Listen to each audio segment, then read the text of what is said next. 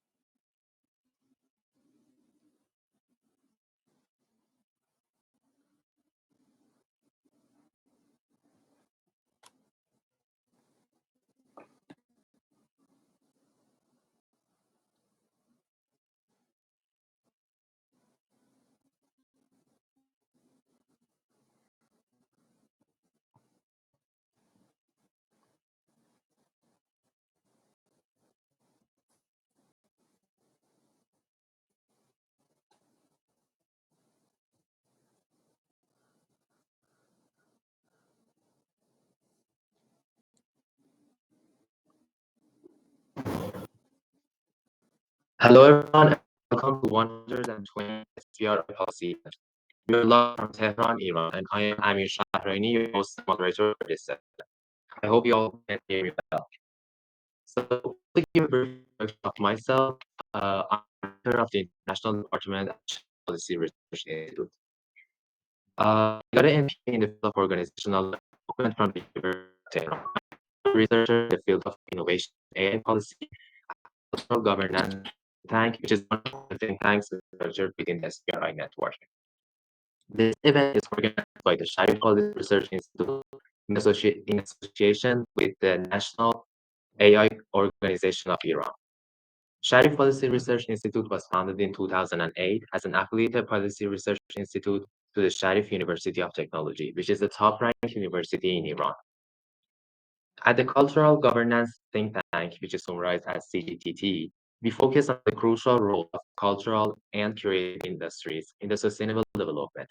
At CGTT, we analyze the macro trends of creative economy and provide policy recommendations for both private and public sectors. We have worked in the field of creative industries in the think tank for the past few years, and today we are honored to have the third panel of a series of international events on AI and creative industries. As you have seen in the poster and our announcements on social media, the title of today's panel is AI and Creative Economy. Today, we're here to explore one of the most exciting intersections of technology and creativity. The creative economy has always been at the forefront of innovation, bringing ideas to life by harnessing creativity, culture, and innovation to transform them into products, services, and solutions with economic values. The creative economy is increasingly recognized as the critical driver of sustainable development, gaining attention to the highest levels of global decision making.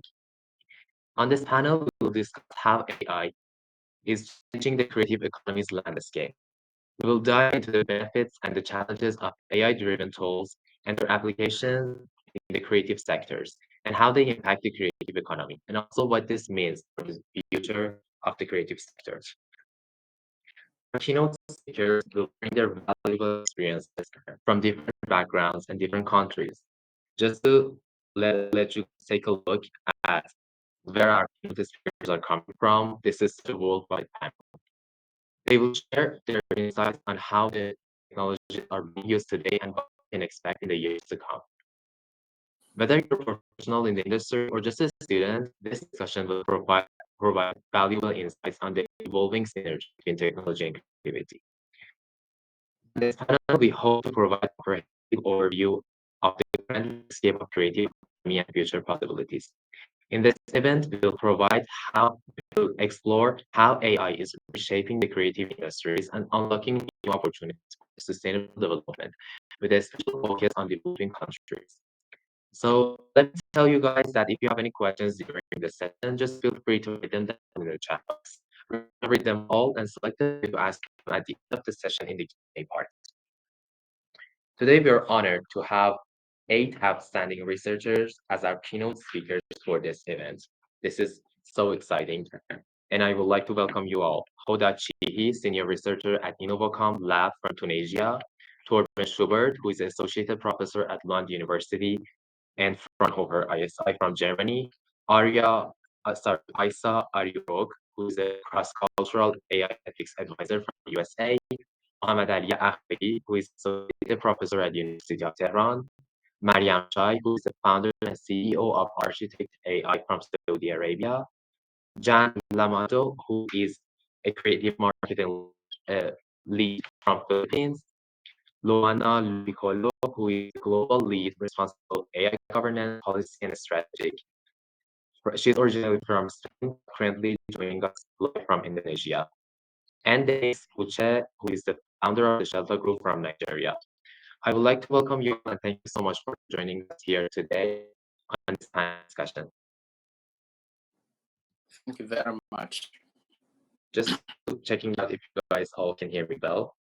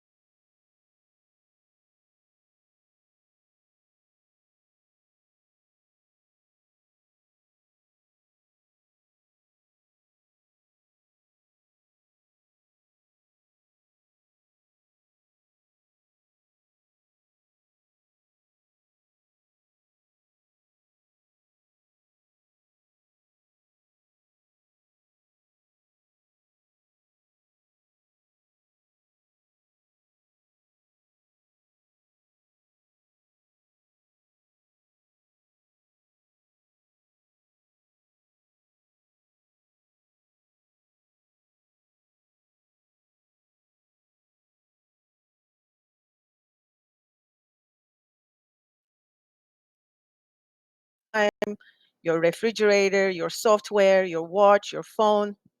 But what is different of AI, of course, is it comes with its own it comes with its own sort of worldview. And therefore these technologies affect culture, societies in different ways, shaping social norms, communication, and not only your world view, it can have an influence on your perception of your identity. So there is a lot of things the world needs to sort of be prepared about AI's influence on cross-cultural, cross-border engagement, cooperation in the big picture. When we look at sort of on a micro level, at a country level, some of these still issues exist because countries are within themselves also are diverse and going through a period of negotiation in terms of the kind of future that we want to see. So that's sort of about the AI as a global technology. There are a few things that I also want to say about how this specifically impacts the creative industries. Number one, I think to really be intentional about integration and separate automation from augmentation. We do want to automate tasks that are repetitive, that are administrative, uh, that can free up the humans to do the kind of creative works and the knowledge works that humans can be best at, and that's where the augmentation comes in. So it's important to sort of make that distinction. It's also important to make a distinction about, here we are again, we have to really sort of think about what kind of future we want to live. And if that's the future when humans have a competitive advantage, humans remain competitive, humans remain in well-paid jobs, and leading meaningful lives, then we have to really look at the impact of AI on intellectual property, on copyrights, on how we compensate creative workers. There's been some interesting developments in the United States, particularly in Hollywood, has been driving action on this area. The writers have come together through unions and have been negotiating with their employers about how to integrate AI. And I think there's sort of a one significant decision uh, from one of these unions is that AI cannot be considered as a writer, or it's not a substitute as a writer. So they have negotiated a range of agreements that will protect their jobs and that will protect their skill and talent. And those are the kind of things that are um, important. I know we have a lot of important speakers lined up, and I don't want to take too much time. I'm looking forward to engaging in the question and answer session. Thank you. Thank you so much. I appreciate it. And we will get to you later. So, Luana, if you're in the chat, I appreciate it if you can turn your microphone and your video on and go ahead.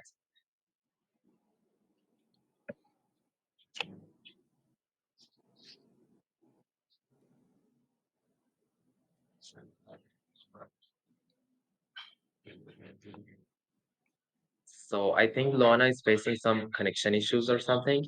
Meanwhile, I would like to ask you, Muhammad Ali, to go ahead and introduce yourself and give us your introduction and your definition to the topic and as your point of view.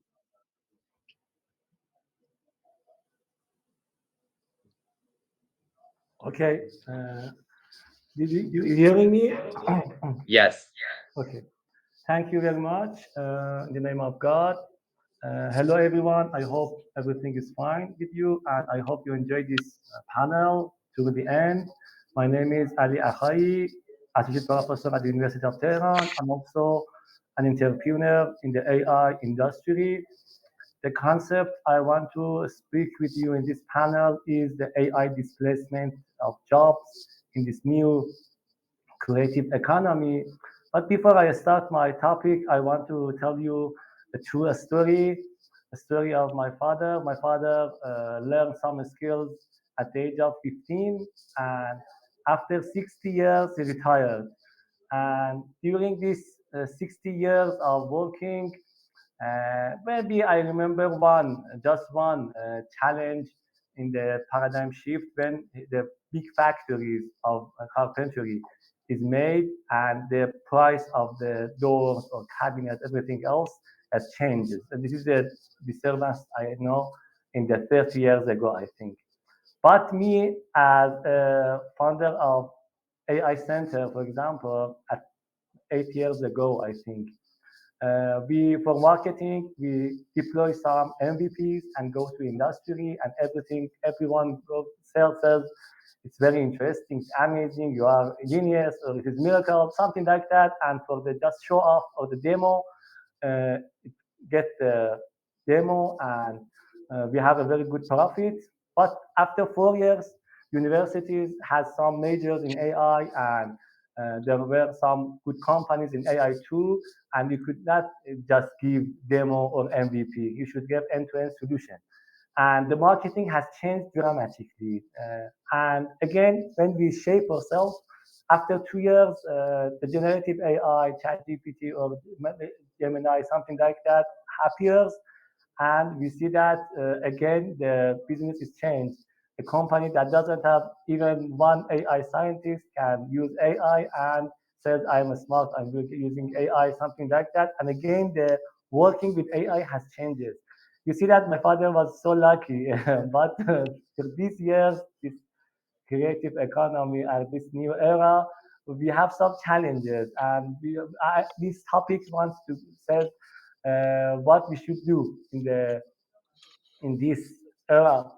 About the fearing of AI, we see some movies, for example, Terminator or other movies that the robots or AI will conquer the world and will capture the economy or destroy the capital, something like that. And there is a kind of fear in all of us, maybe, that it is happy, it's a sci-fi movie or something else. But now, with the growing role of AI in various industries, we see maybe it is okay. We should we should uh, make ourselves ready for that. But the good news is that there is a debate over job displacement. We know that AI will replace some jobs, but also will create some jobs too. And we should know that how can we adapt it ourselves to go with this paradigm shift. The need, in fact, is that to assess the pace of AI in everything, in every industry. If my major is programming, I should AI what we do, or if you are in agriculture, every industry, we should know that what we should do to adapt ourselves to these changes. I would like to speak about that. But how AI impacts our jobs, it's easy in two ways: displacement effect and productivity effect. The displacement effect is that I'm working now, but maybe tomorrow an AI bot or AI robot or AI agent can replace me and work better than me. There is some example. For example, defect detection in factory lines. For the QC of a company, maybe a person see the product and it is okay, it's not okay, but with the camera in front of the product or on top of the product and one machine vision, maybe this work can be done better than a human without any fatigue and 24 hours, everything else. But again, with the AI, we have some jobs that we don't have before. For example, prompt engineer. Now, every company, I think, needs a kind of prompt engineer. And a prompt engineer is the person that can work with generative AI and produce reports, produce results, and get information, give information, something like that. And for the prompt engineer, we don't need very high educated or very high smart person. Maybe most of the people working with some generative AI can work as a prompt engineer. And this is the chance that we will have in the future, that we have several of these kind of jobs that AI present us. But how it impacts our jobs? For jobs, it is not, the distribution is not uniform. For example, for higher education jobs, AI helps. As a programmer, for example, with Copilot, I can comment the code, I can create code much faster. But for the middle education, some administrative task or secretary or something like that, AI can be replaced somehow or maybe completely. And again, for low education services like labeling, for example, in a company, you have more than 40% in deprived region of the country that they help us in tagging or labeling, for example, images, speeches, or written text, something like that. And again, it is the job that AI create for us. Before that, labeling was not any jobs for everyone. What about the feeling about AI? Maybe the concept is that AI automation. What I mean is that AI can replace our jobs incrementally. It's a spectral, it's not binary. We switch from human to the AI. For example, for an industry or a line for the QC or something else, doing some in the factory line, first we have human only. But afterwards, we can have shadow mode with the AI. The AI check a person works properly or not. But after that, if it works well, it can be an AI assistant.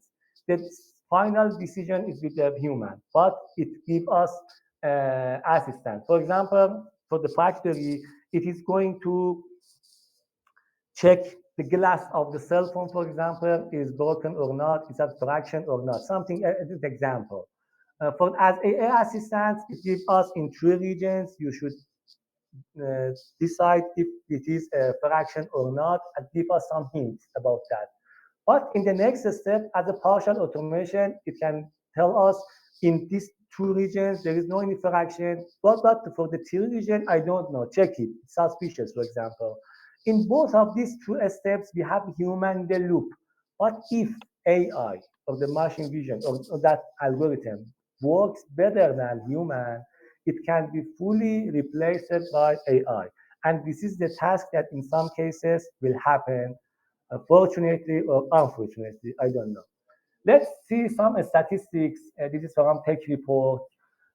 We should know that 39 million Americans could lose their jobs by 2030. Oh my God. Well, 50% of hours spent on manual work related to the administrative task or something like that will be automated. 50% of or some of our work will be replaced with AI. Or, for example, within 1 decade, over 4% of occupation will be fully automated. Again, it was not a good news.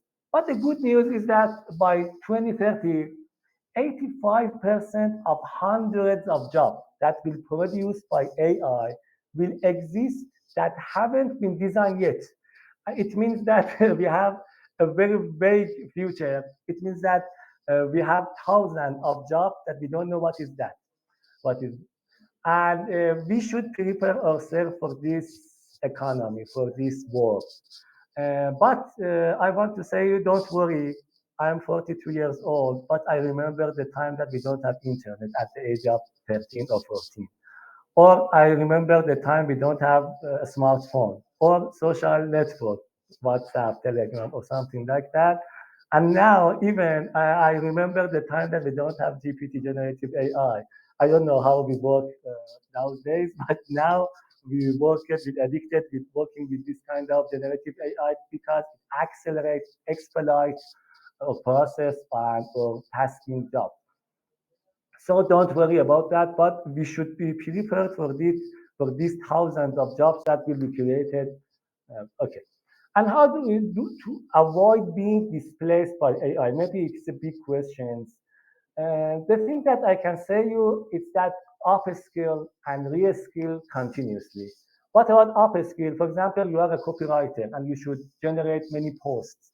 With the kind of generative AI, you can scale your work or have more free times, for example. Or reskill. Reskill means that you are a Photoshop, you're working with Photoshop, and with the AI, you can, with a good prompt, you can do this kind of editing of the picture of the video with the AI. This is reskilling. So learning AI related skills, gain expertise in AI tools. You should search on the AI tools and try to learn them and this is the rapid. Very time to time, it is changes, and you should be up to date with this kind of AI tools, and also focusing on soft skills. We are human. We're working together. We have collaboration on something, and AI cannot replace a human being if you don't want. So focusing on soft skills, I think, cannot replace it with AI. And continuous learning. I think we should learn to continuously learning, and this is the key point that Noah Harari says in that book. And also leveraging AI as a tool, integrating AI in our work. Even if your manager doesn't want that, you can do that, and you can expedite your work. Okay. Thank you so much, Mohammed Ali. Okay, 10 minutes is spent. Since we're running out of time for each speaker, Okay, this is the I last think slide. This is the we need last to slide. skip this. Okay, the next. Thank you so much. I appreciate it. Thank you. So let's go to Hoda. If you are in the chat, Hoda, I would appreciate it if you go next. It's your turn, Hoda. Please go ahead, introduce yourself, and give us your introduction to and your vision to the topic based on your background. Exactly. Okay. Could you hear me at first? Yes, I think we can hear you, but we don't have your video. Yes, no worries about that. Just I will share some slides because I have some issue with connectivity and camera. So just That's I'm fine. so sorry. Okay, okay thank Go you ahead. so much. Okay, let me share my slides. Okay, just a second.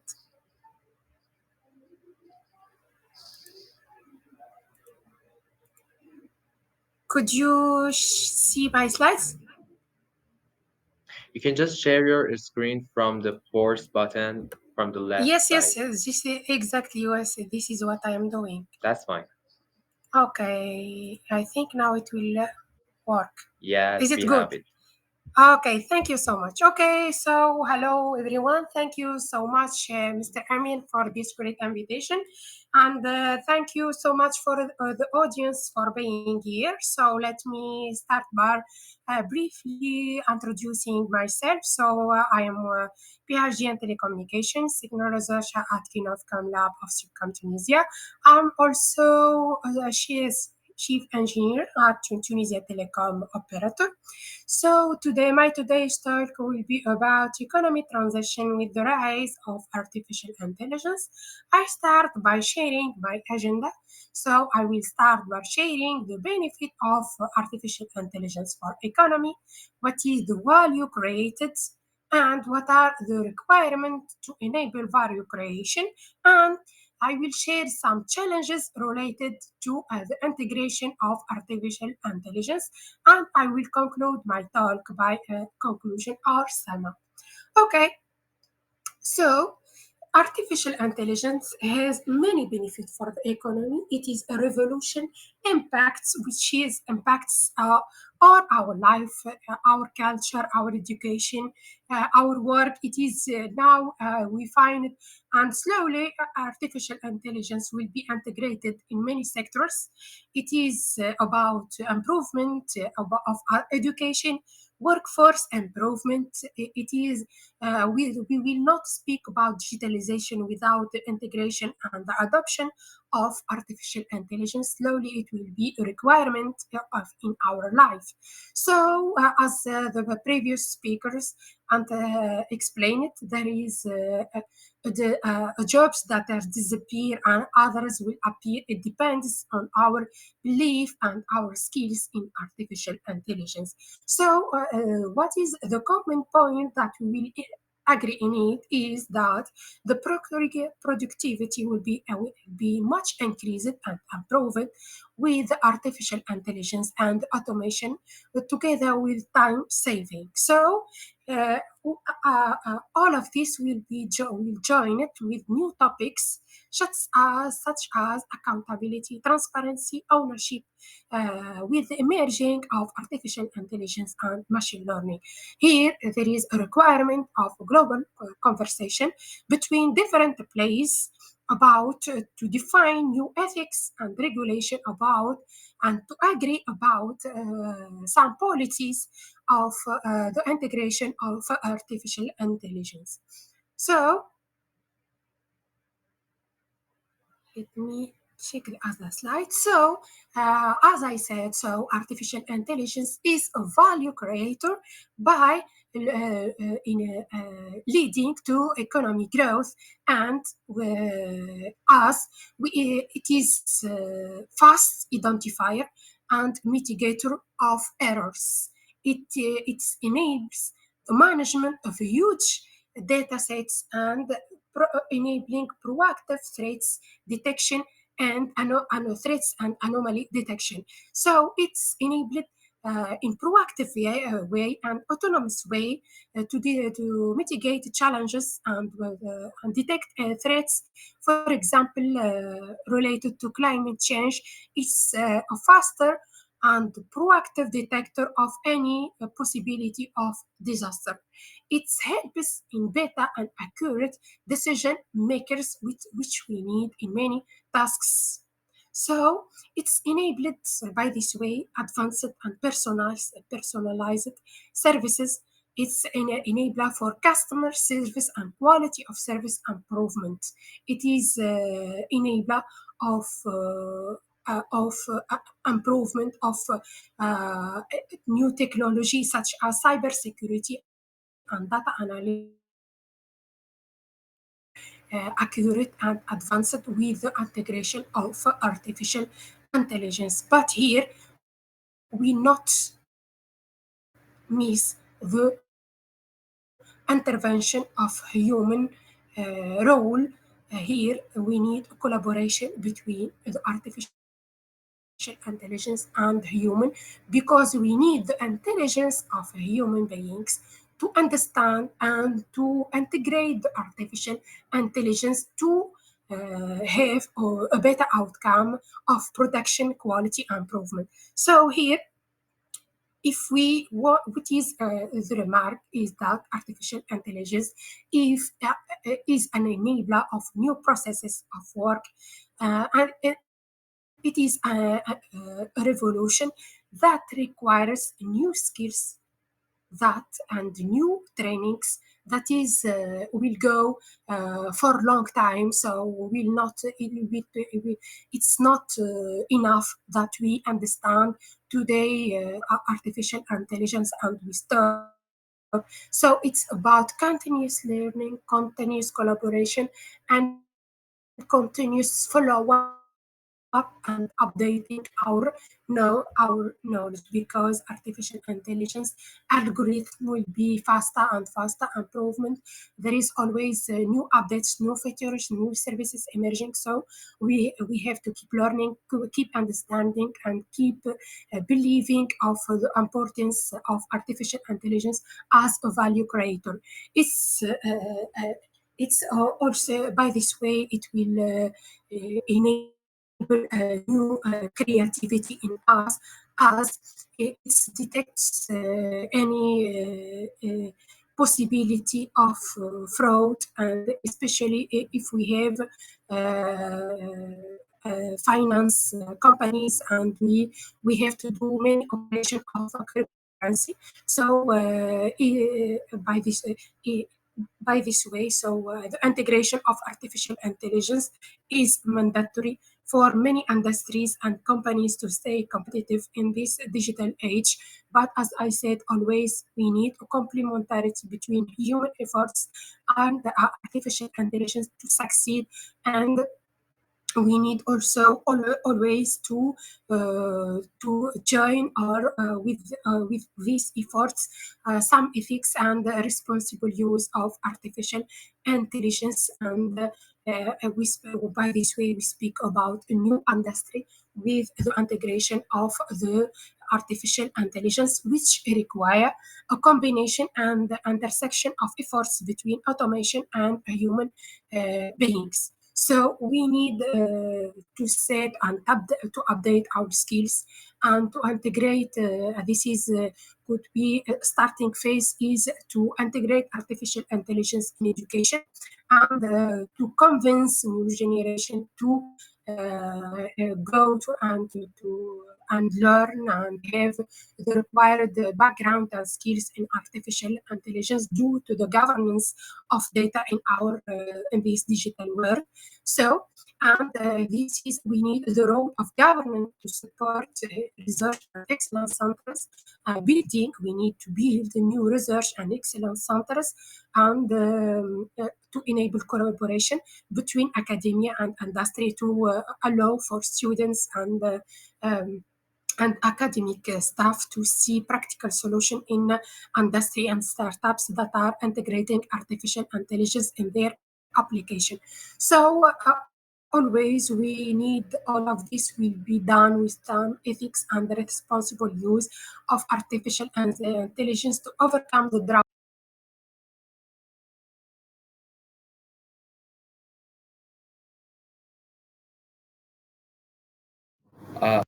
Thank you, Hoda, so much.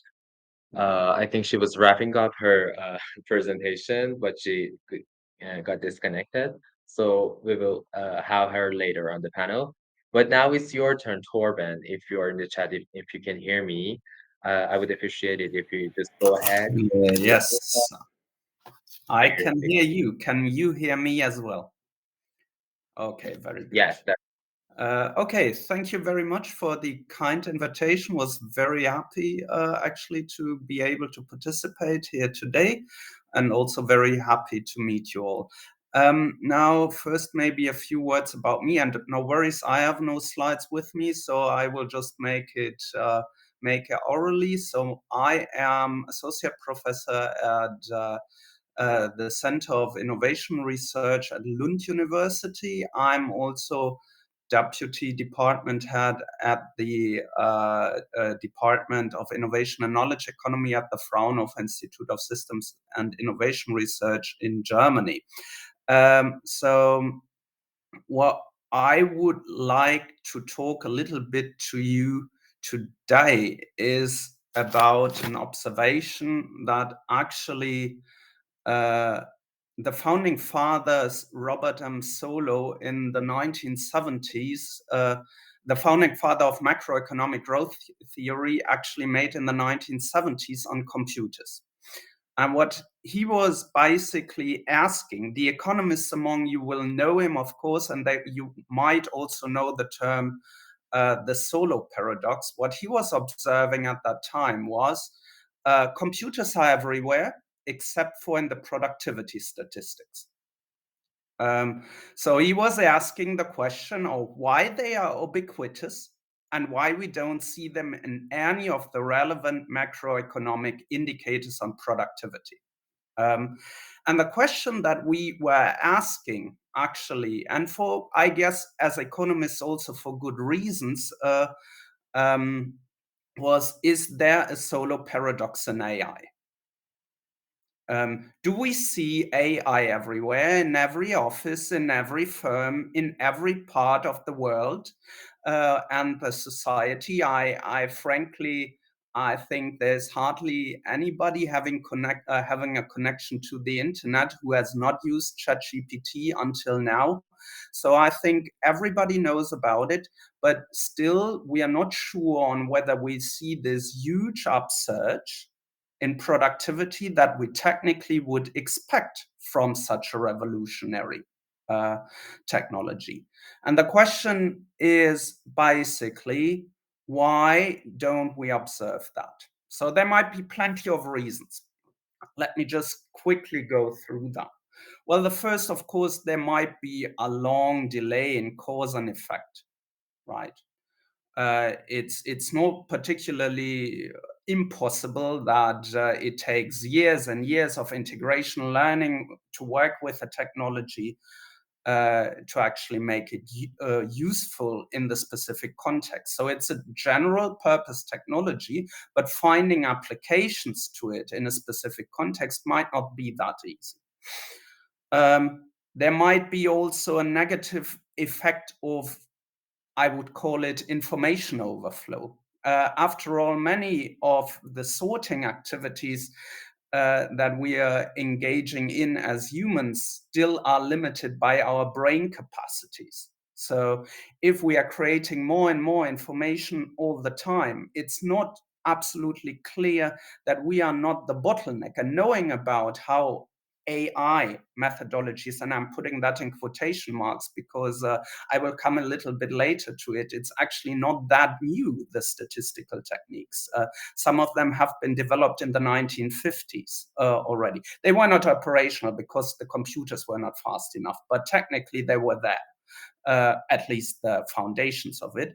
It is not absolutely clear that it is not ourselves who are the limiting factors that prevent us from making full use of this technology. Then there might be insufficient use. Some people might be reluctant to use it. Others might consider after first screening the technologies not to be particularly useful. Sometimes it's the not invented here syndrome that prevents us to use such technologies, so the dissemination might be slow. And then of course it's, as I said, it's a general purpose technology, but it needs specific applications that are contextualized. And finding these applications and drawing value out of it is not that easy. So we are continuously talking about, okay, there's ChatGPT, there is image generation. What are we supposed to do with it, except for,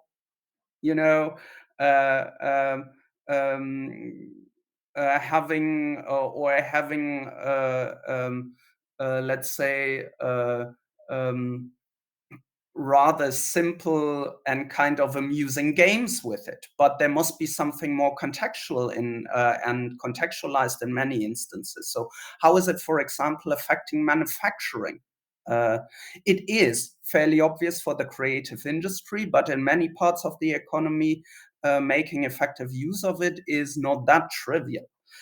So I will talk now a little bit about, this was more or less the short introduction of why there actually might be an issue of the solo paradox in AI, but I would like to talk a little bit about past research in my team, but also in joint work with colleagues, not only, but also in one of our larger Horizon projects for the European Commission. And what we were basically, without going into the details of how we actually did it, we're analyzing and actually concluding from our own research and empirical research, was in particularly the following things.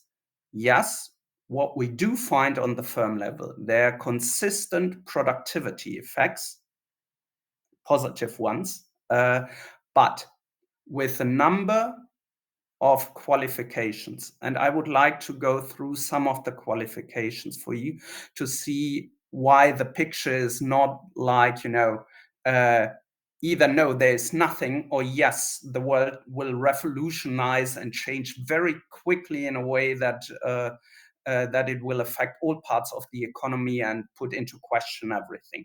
Well, what we see was a number of things that seem to be barriers to successful implementation and productivity advances. The first one that we saw is that early adopters in our sample of firms, which was a fairly large one, and pan-European sample of firms, which we actually not only by researching AI, but also by using technologies and statistical learning that some people tend to call AI, actually using web scraping large amounts of data and using natural language processing to fit it into structured databases and firm level databases on productivity statistics, we found that early adopters did not benefit that much. One of the arguments might have been at that time, and that was data relating to 2015 to 2020. So what we mean by early adopters is actually 2015, which was very early. adopters of some of these technologies that we are currently talking about. So there might be a technological immaturity effect, that might have been a technological immaturity effect at that time. So that's an important issue. Then what we saw as well, there's an importance of time lag. So once firms adopted AI technologies, it took time for them to integrate it in a way that they drew the benefits or were able to draw the benefits from that. So there is definitely evidence of integration costs and learning needs, which can take time. So for firms, it often means that, well, we are doing it now, don't expect quick returns. Expect it to be a large investment. Okay. What we also see is that the biggest benefits actually come from implementation in products, not from simply using the technologies. So it seems more about generating applications of it and selling them as products. That is at least what we observe. And I'm saying this is clearly non-sector specific. So there might be important differences between the sectors, but our data in that case did not allow us to actually differentiate it. So since we were looking at high-tech manufacturing, I'm saying this as a qualification. So for everybody of you now saying, well, this can't be true, it is a specific instance of evidence that I'm presenting to you. And finally, what we see, it seems to be highly geographically concentrated, the benefits. For Europe, it was largely what we call digital leaders, or the digitally leading countries where the firms drew benefits from. So we saw little effect on countries which were, in terms of use and implementation of AI technologies, lagging behind. So there seems to be an important inequality aspect and distributional aspects to the benefits. Now, what is my personal conclusion? I'm trying to wrap up. I'm seeing Amir probably also getting nervous, talking too much. Learning is important and it takes time. So it's an investment for firms. It's nothing like a panacea and a quick gains thing. Then there is definitely a need to develop and contextualize the applications. So this is really important. Another thing is, it seems to be most useful when used as a processing technologies in freeing human capacity from routine tasks. I will not spend time on that because we have heard so much already on that.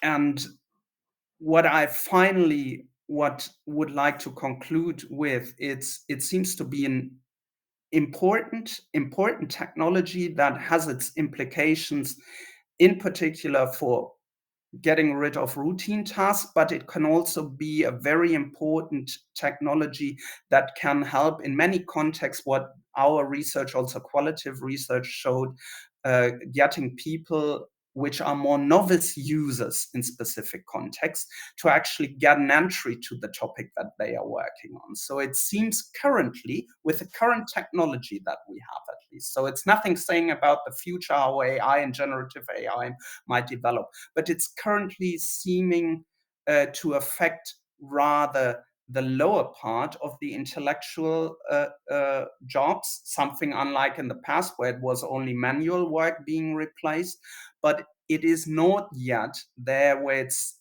really replaces reasoning and strategic thinking. But that might be something that future Thank you so much. technology might give.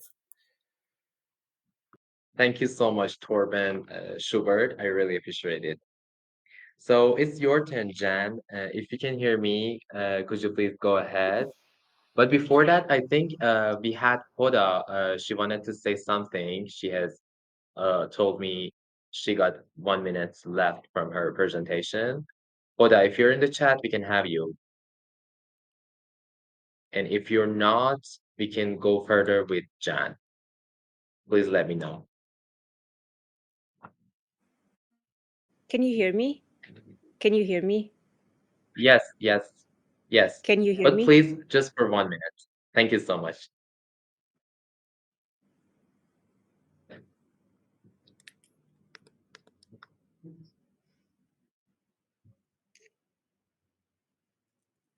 Okay, let's see if only Okay, we're going This is a to proof. Can you hear me now? I is it think this is a Luana proof speaking? that yes, I think that from some Okay. reason my camera is not working. But can you hear me? Yes, Luana, we can hear you. Okay, I'm super sorry, but like this is a proof that technology without human oversight doesn't work. So for some reason, yes, my camera isn't working, is not working, even if it work on other platforms all day, but it's okay. So if Okay. I can, I would like to share with you a few reflections because then I have Yes, to jump. sure, Okay, sure. thank you so much. Sure. I apologize, Jan, and we will get to you after Luana, Jan. Thank you so much. Okay, Luana, go ahead. Sorry, Jan. I'm super sorry. Yeah, I will be very, very, very brief. I'm Luana, and I have been working on digital tech, including AI, for the past 14 years on both the legal and policy perspective. I would like to share with you just a few reflections today for the sake of time. We often say that we live in the era of artificial confusion. I always say that we live in the era of the art of artificial intelligence, but I always say that we live in the era of artificial confusion instead, because we have, like where everybody suddenly became an expert, but not everybody has fully and deeply understood how emerging technologies work, their potential, and their implications. As Francis Bacon once said, knowledge is power. And in an age where artificial intelligence influences every aspect of our lives, I think that this statement has never been more true. Um, Imagine a world where a simple algorithm decides who gets a loan, who is hired for a job, or who receives priority medical care. And this is not a dystopian future, right? Is our current reality. And I can give you, can provide you with a lot of examples. For instance, there have been hospitals in the United States that adopted an AI system to manage patient priorities in the emergency room. And initially it seemed like a great innovation until it was discovered that the algorithm was unintentionally discriminating against Black patients, that assigning them a lower priority comparing to the white patients with similar symptoms. What was the reason? The reason was the algorithm was based on historical data reflecting systemic biases. So in an age of abundant information, I would say that clarity and deep knowledge of emerging technologies is crucial. And because the lack of deep understanding and the proliferation of information have created an environment where misinformation and disinformation of artificial intelligence can easily lead to the amplification of false and unfounded expectations and fears. I mean, we often see and read media that often, exaggerates AI's capabilities, presenting, I would say, a realistic, futuristic scenarios that can create false expectations. For example, news about AI robots that can replace human, workers in the near future can cause unnecessary fears of mass unemployment, for instance, right? And I think that but this is not just about fears or false expectations.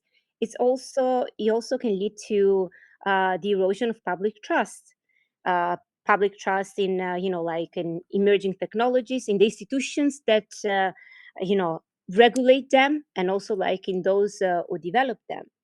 And also this can mislead policymakers, I will say that if they get at the base the regulation and inaccurate information, this can, can lead to the draft of inadequate or harmful regulations.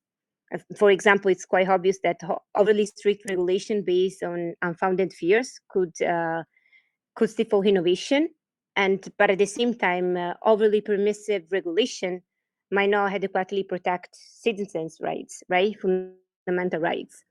So, addressing the challenges of misinformation and disinformation about AI requires efforts to promote digital literacy, improve algorithm transparency, and implement balanced regulation.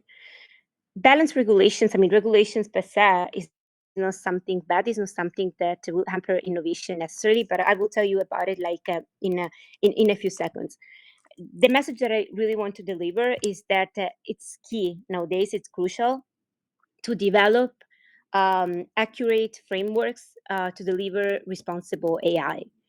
And because responsible AI is not just a moral and ethical imperative, but also a strategic advantage for organizations.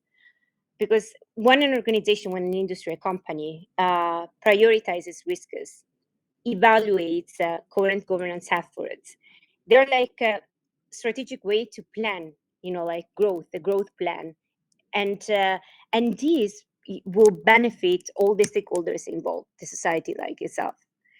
And commitment to responsible AI practices, definitely they increase the benefits, they reduce risks and harms such as discrimination, privacy violation, financial exploitation, and so on, improves product quality, increase reputation, but also it attracts customers, clients, and talents.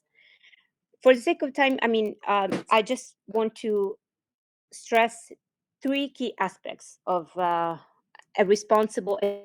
good responsible AI framework, which are responsible data management, and it comes when we protect privacy and security of personal data, but it also comes when we decide to train algorithms with data that are not biased.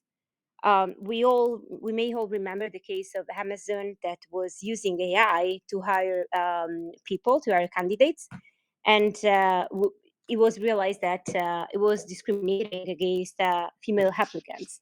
It's a similar case to the one that I recalled before from American hospitals. The second aspect is balanced regulations.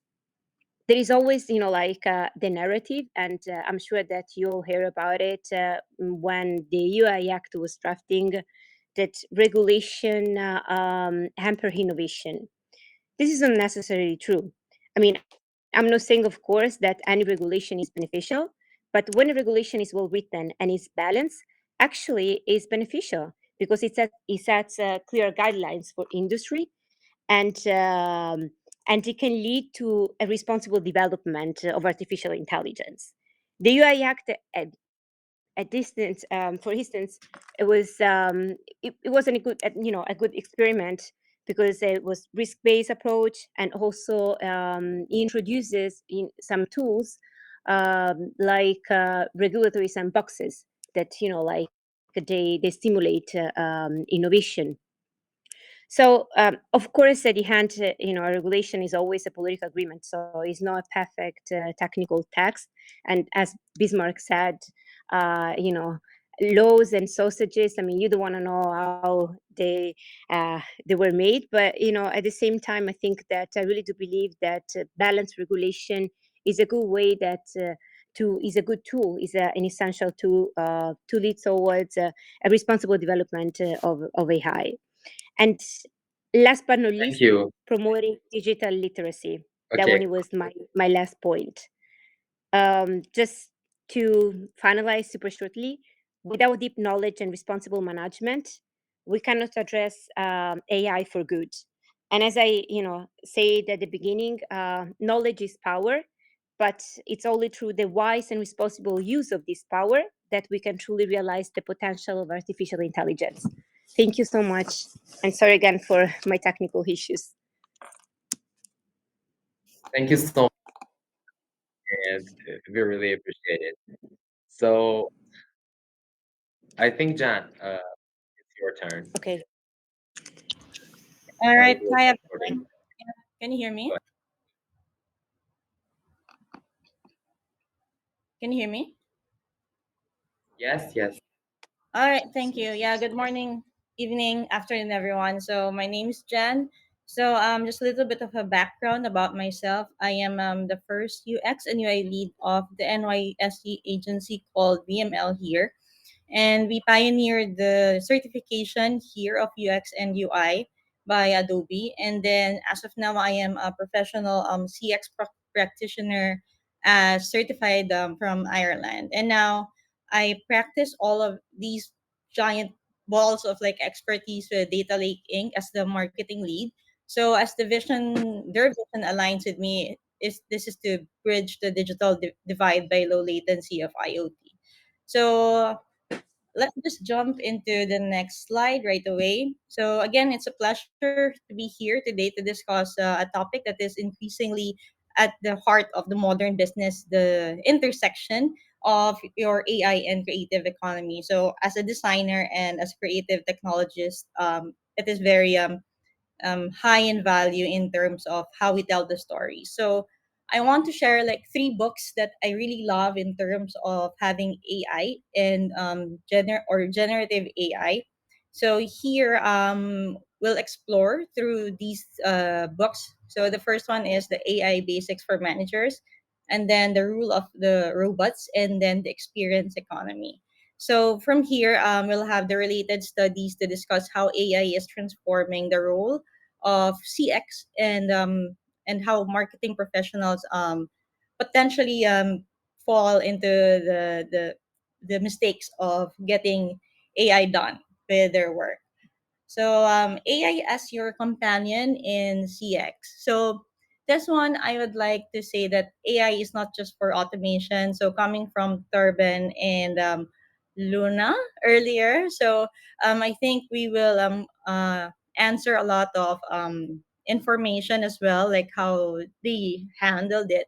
So AI is not just like a buzzword; it's a powerful tool that can enhance how we understand and engage with our customers. So in our field, understanding customer behavior is very crucial. And as a study by Gartner, so by 2025, so that's really near from now, 95% of all customer interactions, including online chats, emails, and even phone calls, can be handled by AI. But it doesn't mean that AI will really replace the human marketers or CX professional. But instead, I want to focus on having it that it will serve as a companion as an invaluable partner that helps us analyze the vast amounts of data.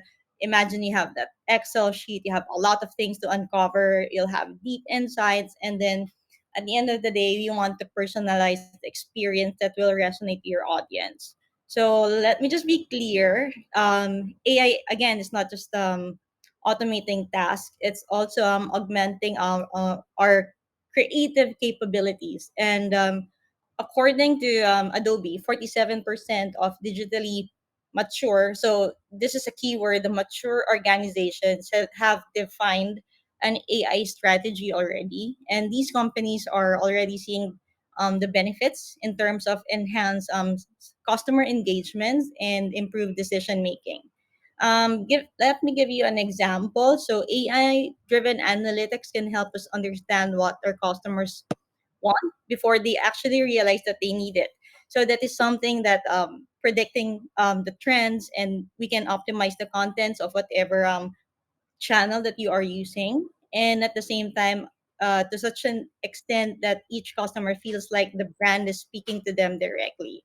So that is the point of having your AI with you. And then for the second book, so the second book is called The Rule of the Robots.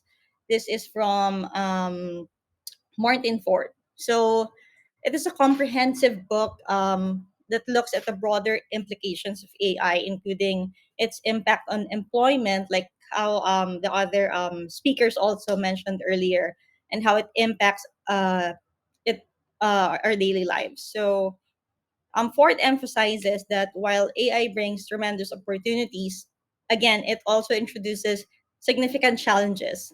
These challenges, like professionals like us, are deeply involved in creative and customer-facing roles. Here, AI is both your disruptor and an enabler.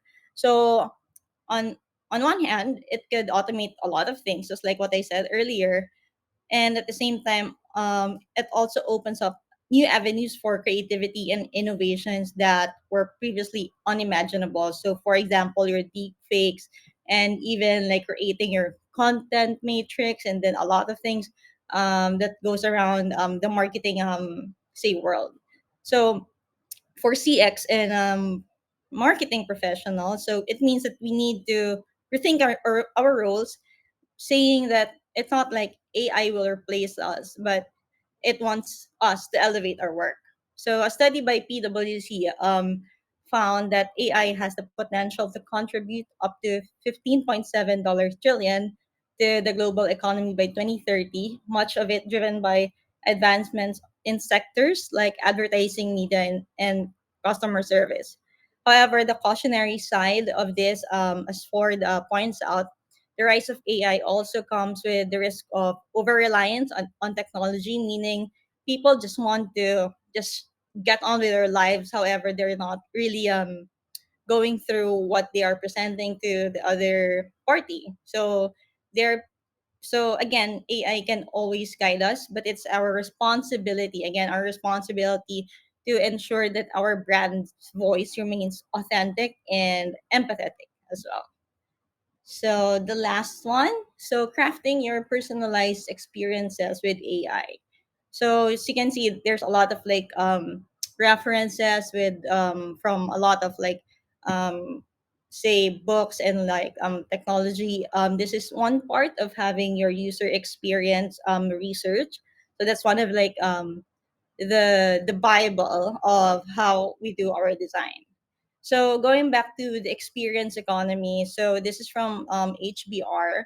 So the book argues that we have moved beyond the service-based company or economy. So everything is with ing, meaning like everything is like seeing, looking, everything is like present tense based. So where AI truly becomes a game changer, it crafts personalized and immersive experience that engage customers on a deeper level.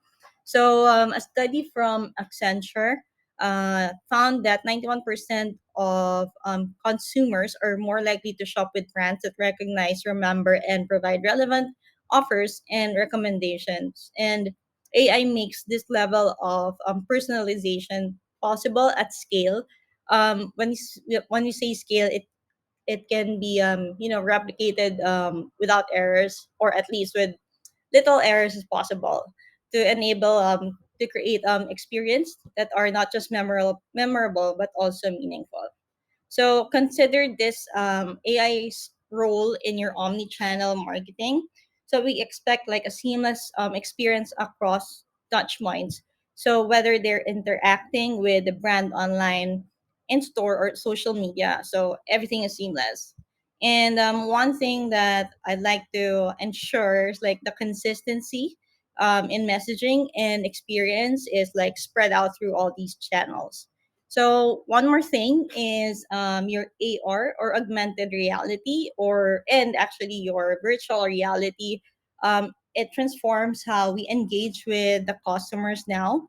So a study published in Journal of Consumer Research found that immersive technology significantly enhance consumer engagement, making interactions more memorable and emotionally resonant. So people really get to invest their emotions and everything that they have with the experience that they are sort of buying. So with this case, again, with great power comes great responsibility. So we integrate AI into our customer experience strategies, but we must be mindful of the potential pitfalls. So one of this, just like the other speakers, the previous speakers mentioned, creating an experience that feels too mechanical or impersonal is one risk.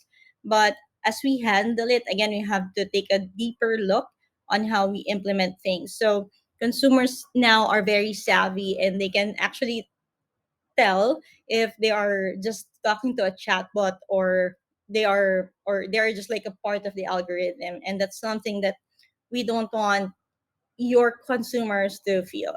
So yeah, so here on the slide, human innovation and creativity could actually be enhanced by the rise of AI. As the world gets overloaded with AI content, be more human. So that's very good. And then here, as we can Thank you see, the so much, transparency. Jen. Yeah, sorry, just to my last point, just to Thank you wrap so it much. up. Yeah, Okay, sorry, okay, go ahead. yeah, Thanks. yeah, sorry, just to close it from this topic. So just to move forward, let's just embrace AI not just like a tool, but also a partner in our journey to create a better or more engaging inclusive world. So that's it. Again, AI is not to be feared of, but again, they are our companion with whatever we do. Okay, that's it. Thank you. Thank you so much. I appreciate it. And okay, Hoda, we can have you.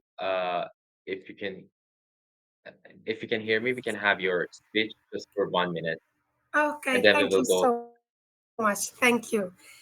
Okay, could you hear me? Could you hear me? Yes, yes, yes, that's fine. Okay, that's great. Thank you so much. I'm so sorry about the disruption. Okay, so let's start by briefly introducing myself. So I am PhD in telecommunications, senior research at Unifcom Lab of Stockholm, Tunisia. I am also a chief engineer at Tunisia Telecom Operator. So my today's talk is about economic transition with the rise of artificial intelligence. I will start by sharing the agenda. I will start by sharing the benefit of artificial intelligence for economy, such as value creation, and what are the requirements to enable all of this. And together, I will share and define what are the challenges behind the integration of artificial intelligence. By the end, I will conclude my talks with final remarks. So, as the speakers, other speakers said, the benefit for artificial intelligence for economy is, or today we speak about the revolution or game changer of the integration of artificial intelligence. It touches all everything, our culture, our education, our work. It's a way of improvement of the work. First, we can't speak about digitalization without the integration of artificial intelligence. Is nowadays it is a requirement in our life. So we find that I will further or sooner we will find that some jobs disappear, others appear. It depends on the skills and the requirement of some jobs and some activities, and the demand of new services with the rise of digitalization everywhere.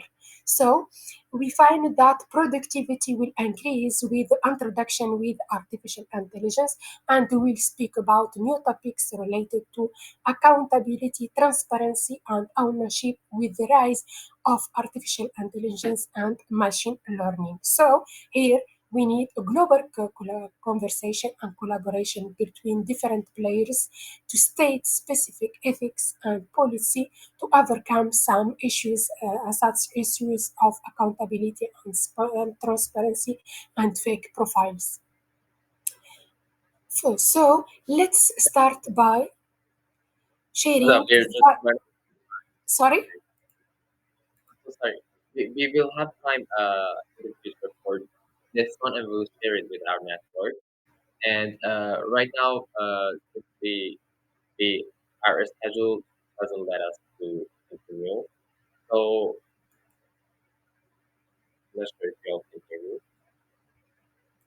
So Mariam, if you're in the chat, you can have your speech, and then if you have time, we can go back to it.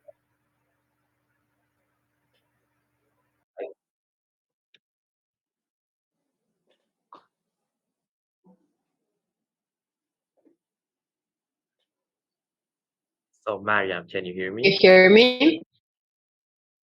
Yes, Yes, can yes, you we can hear hear me? Okay, Yes, great. yes, that's fine. Go ahead. First of all, thank you so much for inviting me to this panel. I won't be long. I'll try to wrap it up real quick. I know we don't have much time. I think I'm very happy to be able to speak after we heard all of this panelists before, because I think my case sort of summarizes everything that was discussed. My name is Miriam. I'm founder of RTI, which is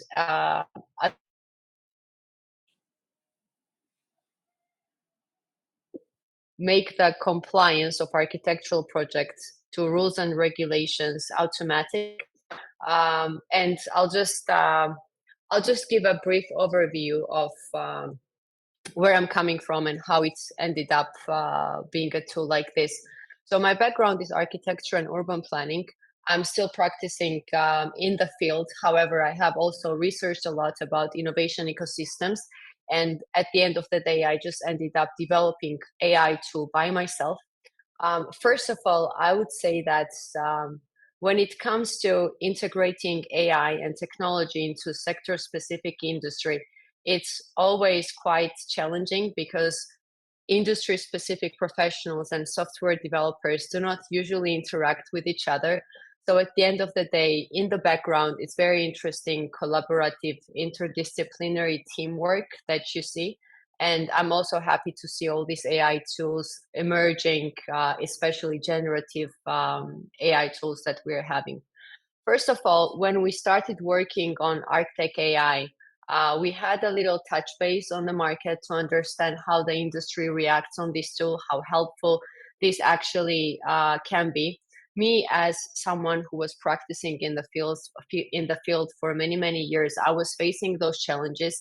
I was seeing that the compliance procedure that you go through as an architect or as an owner, it's quite time consuming, it's quite expensive, it's unreasonably expensive step that takes a lot of construction costs, design costs, and it's quite annoying because rules and regulations, especially building codes, are quite excessive, and it becomes bigger and bigger through the time. When we started to get a feedback from users, from government representatives, from our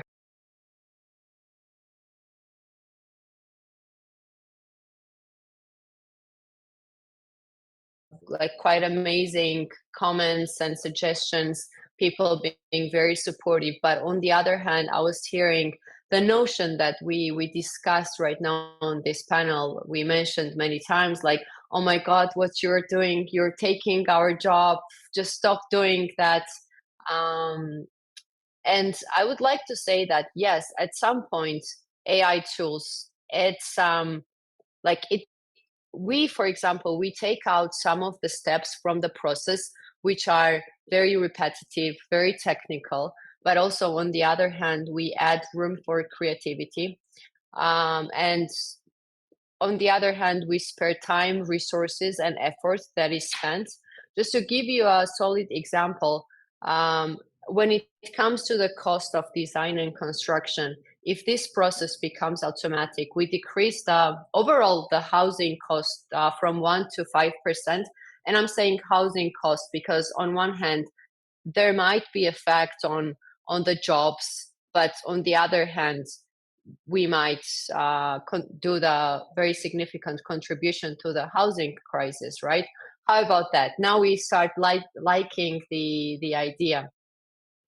At the end of the day, however, there are numerous obstacles that we're also facing. As Turban mentioned, I think I really like that point about integration and geography. In our case, while this tool is quite universal and international, we are still facing some obstacle about implementing this into specific geographic regions. Because of the diversity of the rules, for example, and regulations and specific nuances that comes with the specific locations. And also, when I'm talking about the potential positive impact, for example, on the housing crisis, it will take many years for these positive impacts to to monetize and to see how it actually reflects on the other side. Just to sum it up, all these things, I think we are in the middle of the process and understanding how AI will be implemented in our day-to-day life and how it will transform the process as we go. We are humans and we are scared of changes, and it's part of it, but I think we will soon see some tangible results that we are not aware yet. I can list down several positive outcomes that I can foresee that will be a side effect of, for example, ArcTech. But I believe as a process, it will just change the way we do things, and we all should be quite excited to see how it turns out.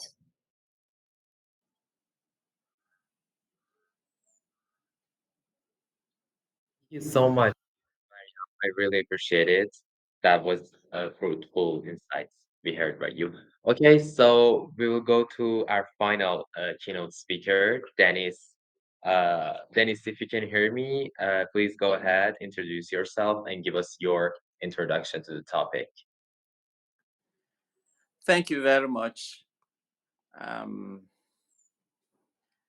I want to say welcome to everyone, and also to say that it is a very good opportunity to be able to be invited to speak on this panel. So I welcome ladies and gentlemen in the audience. I also welcome my fellow panelists. And I want to thank the Sharif Policy Institute for having us to discuss this very important panel, this very important topic. I'm architect Dennis Uche Akabog, an architect by training, and I'm also a construction manager and a sustainability advocate. I lead the Shelter Group, where we strive to integrate humane, green, and smart principles into every project we undertake. I've successfully led projects across various sectors, including aviation, banking, finance, insurance, and so on, ensuring that our built environment supports human flourishing, and the well-being of our planet. I'm a fellow of the Institute of Management Consultants, Nigeria, a member of the Nigerian Institute of Architects, and also of the Building Council, Green Building Council, Nigeria. I've had opportunities to contribute to the evolving landscape of architectural practice and sustainability, both in Nigeria and beyond. Through my work as the publisher of the Green Thinking Review, I am committed to promoting innovations and best practices in sustainable building for a greener future for our world. So I'm very happy to be here, to share my own thoughts on this very, very topical issue of how generative AI is reshaping the creative economy. So thank you very much. And I wouldn't want to speak so much anymore, because most of the panelists have really talked on so many different aspects of the subject matter. So I will just give a brief summary covering the different areas that it particularly affects my own area of practice. The creative economy has long been the bedrock of cultural expression, economic development, and technological advancements. Today, we stand at the intersection of creativity and artificial intelligence, a junction that presents both great opportunities and, of course, profound challenges.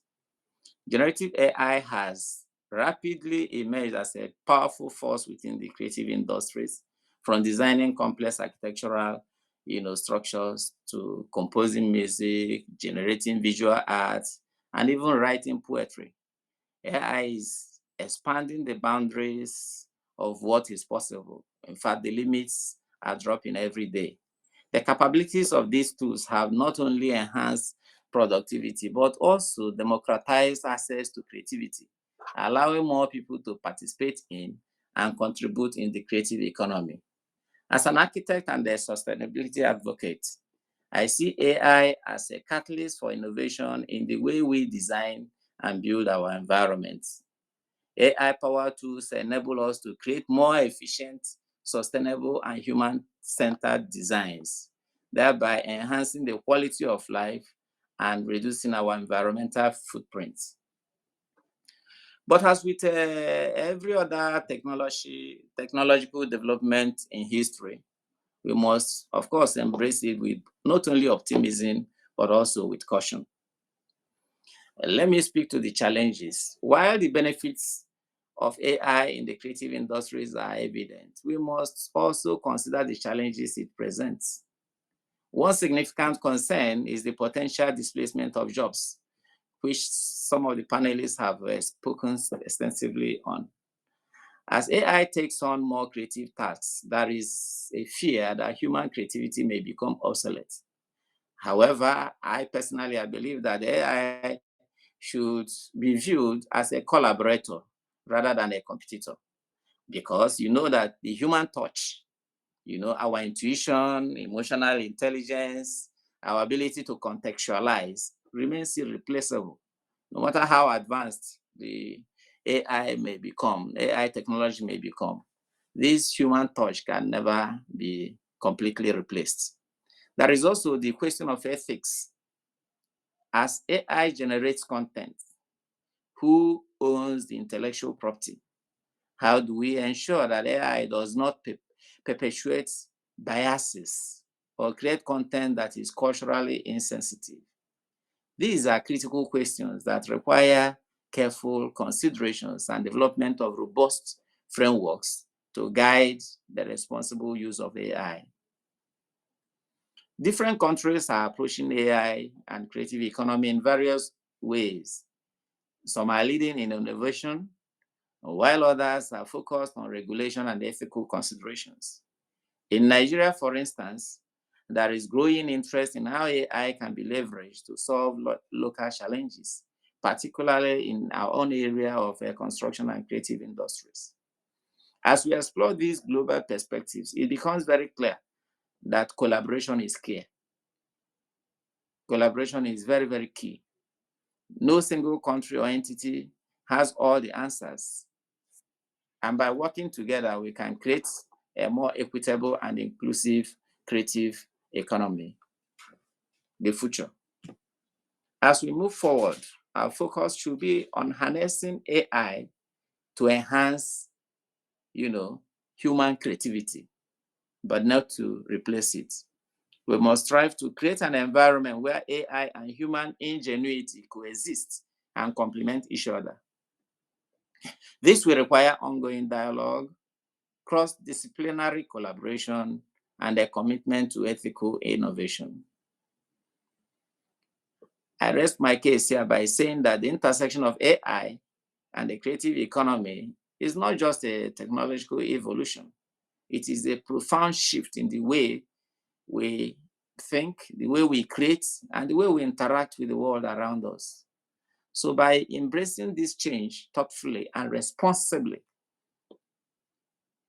new possibilities that enrich our societies and sustainable development will certainly emerge. Thank you very much for the time while we discuss further. Dennis. Yeah, thank you so much. I appreciate it. And we got a question in the chat box. Actually, we got a few questions, but I have selected this one as a wrap up the discussion. And I would like to ask it from you, Isa. The question is about AI supply chain and the positions of developing countries in this supply chain. Like the question is goes like this: that how do you see the positions of developing countries like Iran when it comes to the AI supply chain? Thank you. Well, that's a very good question. It's according to the research that was done last year by UNESCO. And I say that by last year because since then we have seen new language models came to surface in different languages. particularly in Arabic, is one that is catching up. There are other countries from Latin America and Asia that are working on their own language models. But according to the research that was done by UNESCO, we know that most AI companies are located in 2 countries, and they use 10 of our 7,000 languages. And 90% of higher education content online is created in the global north. So that's just sort of general disposition of the AI and where the data is coming from. And that's important to understand the one issue that we always talked about, which is the bias. There is bias in the data, and that bias can be significant when we're generating AI in the creative content, and it sort of impacts the way that we read history, we write stories, we interpret our cultural cues, norms, our language. Um, so in that perspective, it is important to keep that in perspective. Secondly, AI's impact on developing countries, particularly in the supply chain. When we look at Africa, initially, a lot of these companies have benefited and to an extent exploited relaxed privacy laws in some of these countries and used cheap labor. I mean, we talked about data labeling as a new job that AI has created, but it's not one of those jobs that anybody wants to do. It's one of those things that pay very little, and it can have a mental and physical impact on the workers. It can be exhaustive because they have to go through sometimes disturbing content in order to label and identify those data. So that impact is not even, and not to mention the fact that there are billions of people that still lack access to clean drinking water, and the amount of uh, water it takes to cool down the infrastructure, AI compute infrastructure, is enormous. So it puts also pressure on our limited natural resources, such as water, and has an impact on the climate.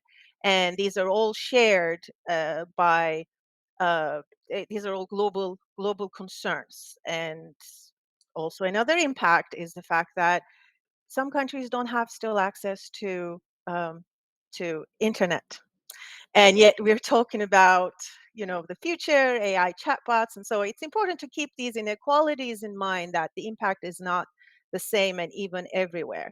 I think in Iran it's an interesting case. One of those things that has a lot has happened in the language models is there are now language models by companies based in the US that focus on translation and integrates more languages. And these languages are still limited, and the impact it has when you train a model based on the original source versus on a translated source is different. The interpretation is different. The content is limited. So ideally, it needs to be a cross-cultural initiative where these language models can be developed in a way that can tell stories that brings people closer and not apart.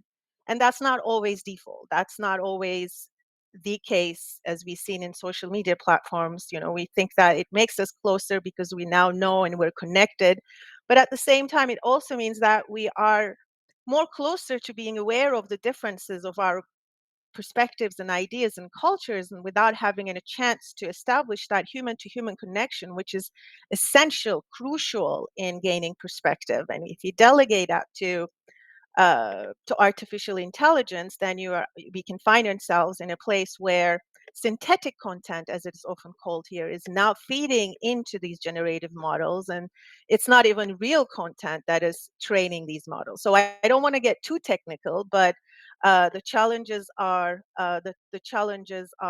real.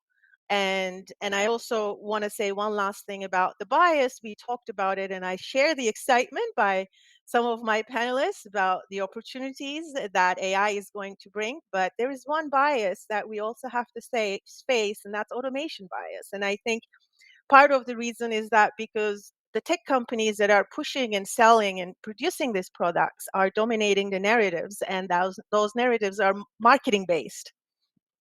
So it does have an uneven we are in a situation where we are fed and made to believe that AI is going to save the humanity, and AI, whatever AI touches turns to gold. That's not the case. As a matter of fact, I heard from my European colleague, and I think in the US and North America, we're in the same both, more or less. We've seen a lot of pushback and sort of come to realization about seeing the productivity gains. Companies, especially on the enterprise level, trying to integrate AI, and they're yet to see return on their investment. They're having challenges identifying use case scenarios and integrating into the workflows. And at the same time, we see some uh, automation efforts, like I think the most recent case in the US was the checkout cashiers. They have been increasingly automated, but now they're going back to human cashiers because they've seen that it led to a lot of stealing, and it required a lot of surveillance and patrolling and sort of things, and increased cost elsewhere. So AI is not the solution for everything. AI doesn't turn gold to everything it touches. We have to approach it with caution, smartly.